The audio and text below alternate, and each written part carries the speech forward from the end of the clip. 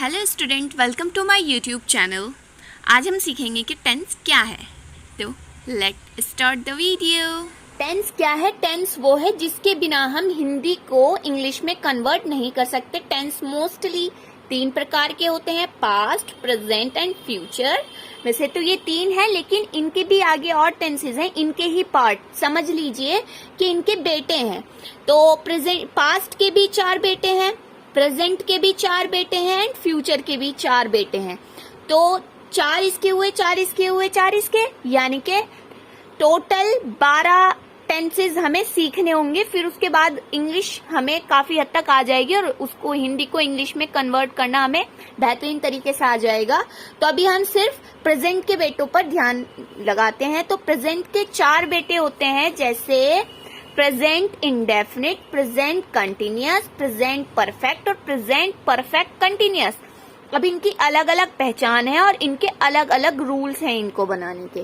तो इनकी पहचान क्या है? जैसे कि हिंदी में कोई हमारा पैसेज लिखा हुआ है तो उसमें कई तरीके के टेंसेज का इस्तेमाल हुआ हो सकता है। तो अगर हमें इनका कैसे पता चलेगा कि हिंदी में लिखे हुए सेंटेंस जो हैं उन्हें हम इंग्लिश में कौन से टेंस के रूल्स के अकॉर्डिंग करें? तो इसलिए उनकी पहचान बनाई हुई है।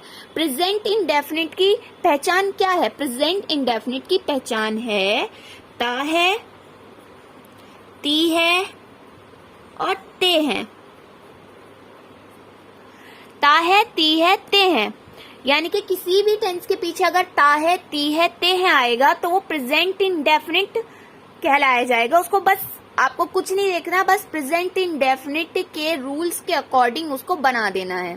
अब ता है, ती है, जैसे कि वह रोज नहाता है, शीला बाजार जाती है। तो ये जो ता है, ती है आ गया ना, तो वो प्रेजेंट इंडेफिनिट है।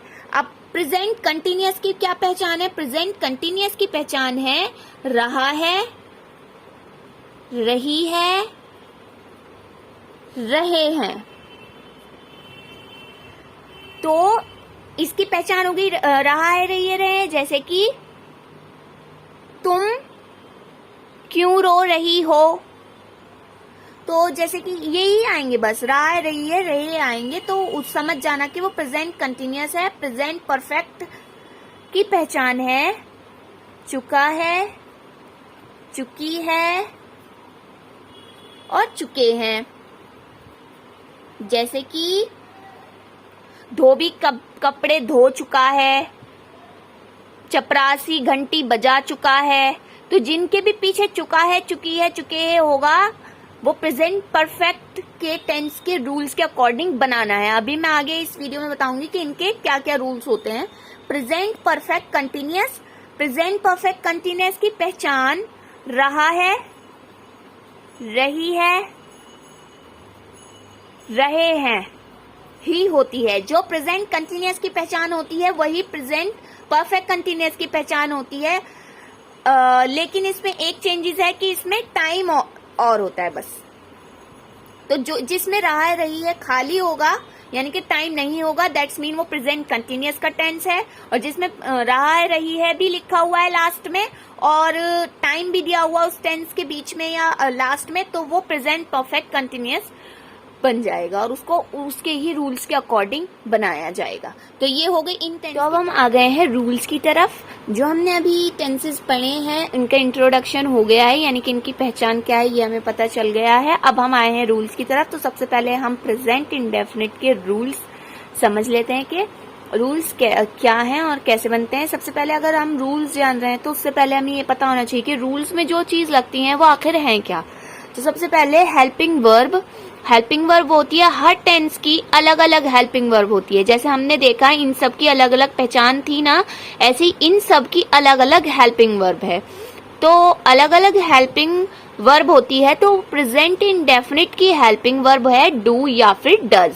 तो डू जो लगेगा वो बहुवचन में लगेगा, जहां पर एक से ज्यादा लोगों के बारे में बात हो रही हो या चीजों के बारे में बात हो रही हो।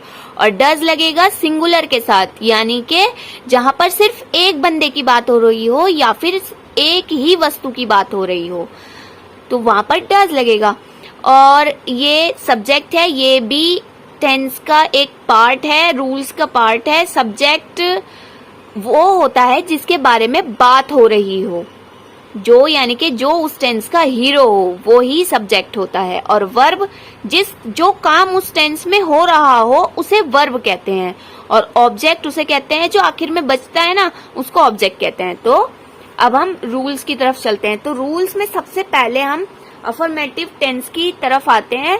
तो इसमें भी 3 है। अफर्मेटिव यानी कि जो बिल्कुल सिंपल होते हैं, ना तो इसमें नहीं होता है ना क्या हुआ, कुछ नहीं होता, सिर्फ सिंपल टेंस होता है, तो वो अफर्मेटिव कहलाता है। और नेगेटिव जो नहीं वाले टेंस होते हैं ना, जिनके बीच में नहीं आता है, वो नेगेटिव होते हैं। और इंट्रोगेटिव जिनके शुरू में क्या आता है, ये तो सेम ही है। अब ये हमने देखे थे ना 12 टेंस, इन 12 के 12 में हर किसी में यही 3 टेंसों के आगे ऐसे ही होगा, अफर्मेटिव होगा, नेगेटिव होंगे और इंट्रोगेटिव होंगे, हर किसी में होंगे ये।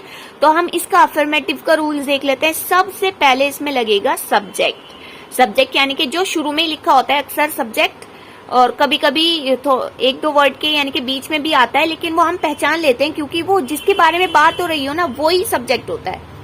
वर्ब के बाद आएगा, सब्जेक्ट के बाद आएगा वर्ब, और वर्ब के साथ लगता है इसमें एस या ईएस। ये मैं अभी तुम्हें बाद में बताऊंगी एस या ईएस क्या होता है। वैसे एस और ईएस इसका अफर्मेटिव का जो रूल्स है ये थोड़ा अलग है। नेगेटिव और इंट्रोगेटिव में डू या डज लगता है, अफर्मेटिव में डू या डज नहीं लगता। इसमें एस और ईएस लगता है। इसमें भी प्लूरल में तो एस या ईएस कुछ भी नहीं लगता, सीधा सब्जेक्ट लगाओ, वर्ब लगाओ और ऑब्जेक्ट लगा दो। जो इसका सिंगुलर होता है सिर्फ उसमें एस या ईएस लगता है, और फिर आएगा ऑब्जेक्ट, खत्म। जो नेगेटिव है उसमें सबसे पहले सब्जेक्ट, फिर डू या फिर डज। तो ये हमें किससे पता चलेगा कि डू या डज लगाना है, वो सब्जेक्ट से पता लगेगा। अगर सब्जेक्ट एक वचन है तो क्या लगेगा, डज, और अगर बहुवचन है तो क्या लगेगा, डू। तो और फिर उसके बाद लगेगा नॉट, क्योंकि ये नेगेटिव है तो नहीं की भी तो इंग्लिश बनेगी ना, तो नॉट आ जाएगा। और वर्ब के साथ कुछ नहीं लगेगा, खाली वर्ब लग जाएगा यहाँ पर, और ऑब्जेक्ट। इंट्रोगेटिव में सबसे पहले, क्योंकि ये इंट्रोगेटिव है, क्वेश्चन वाले जो क्वेश्चन होते हैं ना जिनके शुरू में ही क्या आ जाता है, तो उसमें सबसे पहले डू या फिर डज लग जाएगा, फिर सब्जेक्ट, फिर वर्ब, और फिर ऑब्जेक्ट, एंड क्वेश्चन मार्क लगाना मत भूलना। अब अगर मैं आपको इसका एक एक टेंस बनाकर दिखाऊं तो आपको ज्यादा अच्छे से क्लियर होगा। तो अगर मैं अफर्मेटिव का कोई टेंस बनाऊं, जैसे कि मेरे पिताजी मुझे प्यार करते हैं, तो इसका इंग्लिश कैसे होगा, क्योंकि ना तो इसमें नहीं है ना शुरू में क्या है, तो ये कौन सा टेंस हो गया, ये अफर्मेटिव टेंस हो गया। तो इसमें हीरो कौन है, यानी कि किसके बारे में बात हो रही है, मेरे पिताजी के बारे में बात हो रही है। कई बार बहुत सारे ऐसी गलती कर देते हैं कि सिर्फ मेरे की इंग्लिश बना देते हैं, बल्कि मेरे इसमें सब्जेक्ट नहीं है, मेरे पिताजी इसमें सब्जेक्ट है। तो मेरे पिताजी यानी कि माय फादर। अब क्या है, वर्ब। वर्ब अक्सर लास्ट में लिखी हुई होती है, यानी कि जो काम हो रहा होता है। तो इसमें क्या हो रहा है, इसमें हो रहा है प्यार करते हैं, ठीक है। तो प्यार करने को क्या कहते हैं, लव। और फादर जो है वो एक वचन है तो एस लग जाएगा, माय फादर लव्स। अब क्या बचा, प्यार करते भी हो गया, मेरे पिताजी भी हो गया, अब बचा मुझे, और मुझे को लास्ट में लगाएंगे तो ये बन गया मी।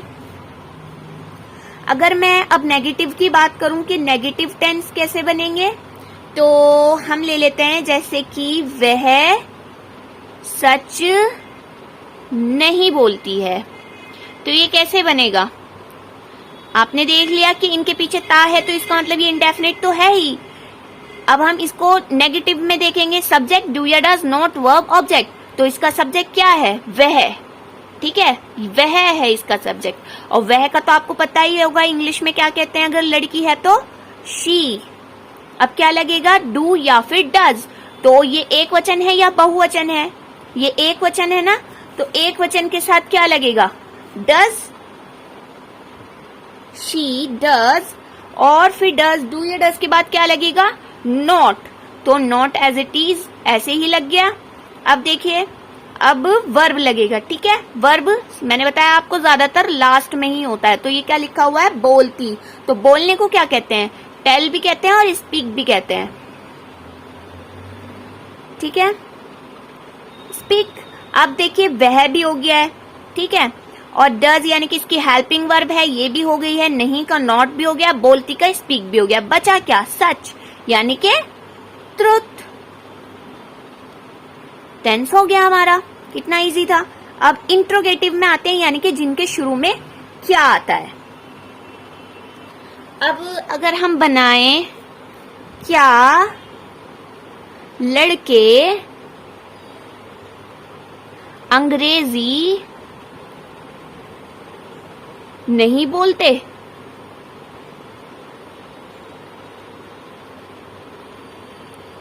हैं, तो अब हमने देखा ये इंट्रोगेटिव है, इंट्रोगेटिव में शुरू में डू या डज लग जाएगा। इसमें आप सोच रहे होंगे कि क्या की क्या मीनिंग लगाएं, इसमें क्या की कोई मीनिंग नहीं लगाएगी, बल्कि क्या की जगह ही डू या डज आ जाएगा, ठीक है। कई बार हम लगा देते हैं ना व्हाट, वो अलग टेंस होते हैं, वो मैं अगली वीडियो में कभी आप कमेंट करके बताना, मैं आपको जरूर बताऊंगी कि वो कहाँ लगता है। डू या डज ही क्या की जगह लग जाएगा, तो लड़के यानी कि बहुत सारे लड़के, एक लड़का तो नहीं है ना, तो बहुत सारे यानी कि बहुवचन के साथ क्या लगता है, डू, तो सबसे पहले यहाँ पर डू लगा दीजिए, और लड़के यानी के बॉयज,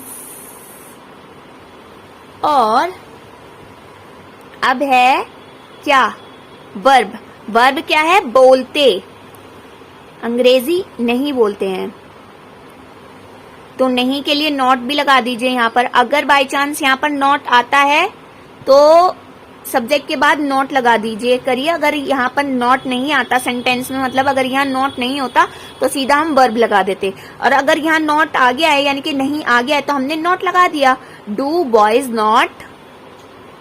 अब बोलते को क्या कहेंगे, फिर से स्पीक। अब देखिए क्या हो गया, डू की जगह ये क्या की जगह डू लग गया, बॉयज लड़कों की जगह बॉयज लग गया, नहीं की जगह नॉट लग गया, बोलते की जगह स्पीक। अब बचा क्या, अंग्रेजी यानी कि इंग्लिश। और क्वेश्चन तो समझ में आया, आई होप आप लोगों को समझ में आया होगा।